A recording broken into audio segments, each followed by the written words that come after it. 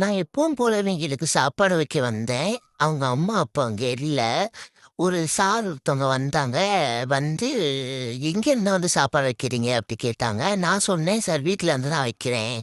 அப்படி சொன்னோனே, அவர் அ ஏதோ பாராட்டுற மாரி வந்து கேட்டாப்புல. வந்து கேட்டுட்டு, இப்படிலாம் வந்து வைக்கக்கூடாது. ரோட்ல இருக்கிற நாய்க்கெல்லாம் வந்து நீங்க சாப்பாடு வைக்கக்கூடாது. ஏன் சார்?" அப்படின்னு கேட்டா, "இது ரொம்ப அராஜகம் பண்ணுது.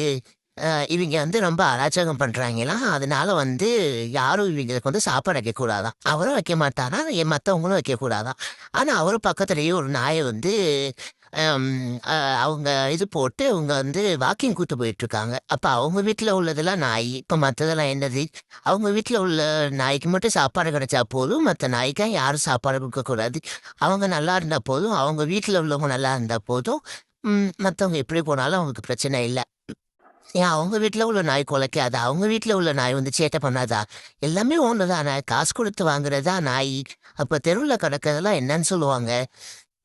எங்க வீட்ல ஆல்ரெடி 7 பேர் இருக்காய்ங்க. இவைங்களும் வந்தா இவைங்கள பார்த்துக்கிறதுக்கு எங்கிட்ட இட வசதி இல்ல. வாடகை வீடு தான். ஸோ யாராவது அடாப்ட் பண்ற மாரி இருந்தீங்கன்னா, எனக்கு மெசேஜ் பண்ணுங்க. நான் வந்து உங்களுக்கு வீட்டுக்கே வந்து கூட குடுத்துடுறேன். ஆனா இப்போ இவைங்க எங்க வீட்ல தான் இருக்காய்ங்க. ஏன்னா இந்த தெருவுல உள்ளவங்க இவங்கள ரொம்ப டார்ச்சர் பண்றனால வீட்டுக்கு கூட்டிட்டு வந்துட்டேன் எல்லாரையும்.